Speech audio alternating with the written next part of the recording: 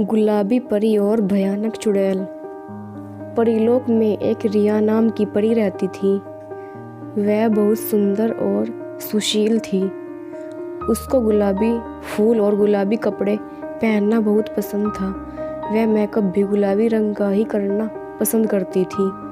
इसलिए बाकी परियां उसको गुलाबी परी के नाम से ही बुलाती थी। एक दिन गुलाबी परी रानी परी से आज्ञा लेकर पृथ्वीलोक पर जाती है।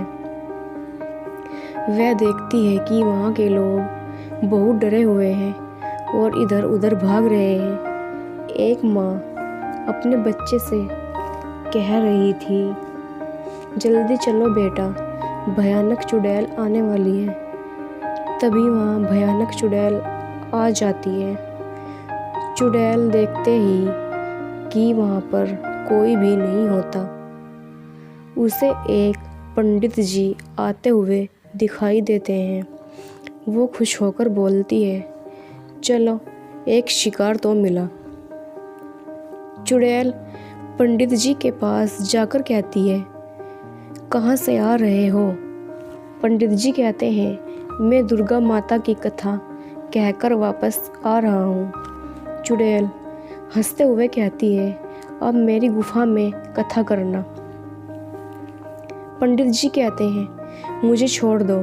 चुड़ैल बोलती है, एक ही शर्त पर मैं तुझे छोड़ूंगी, तुझे मेरी शादी करवानी होगी। पंडित जी कहते हैं, तुम लड़का लेकर आओ, मैं तुम्हारी शादी करवा दूंगा।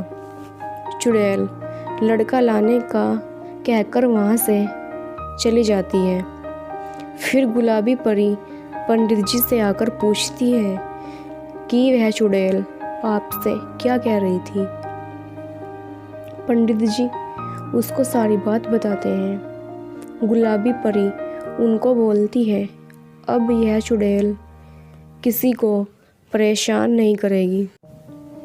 दूसरे दिन जब गुलाबी परी जा रही होती है, तब उसे पेड़ के नीचे दो बच्चे रोते हुए मिलते हैं। वह उनसे रोने का कारण पूछती है। बच्चे बताते हैं कि भयानक चुड़ैल उनके पिता को उठाकर ले गई है।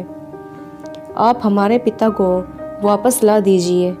गुलाबी परी उनके पिता को वापस लाने का कहकर भयानक चुड़ैल की गुफा के बाहर जाकर उसको ललकारती है।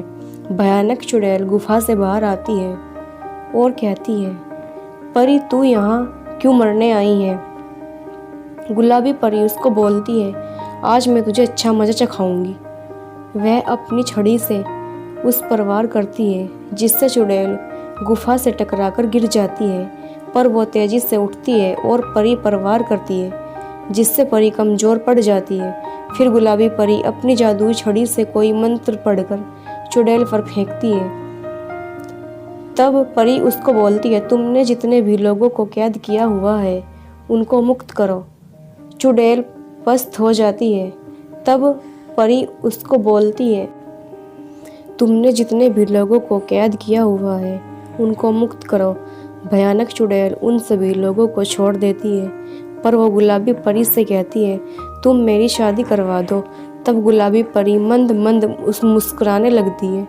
सारे गांव वाले भयानक चुड़ैल से बचने के लिए गुलाबी परी का धन्यवाद करते हैं। तब गुलाबी परी अपने परीलोक वापस लौट जाती है। गुलाबी परी चुड़ैल की शादी करवा देती है।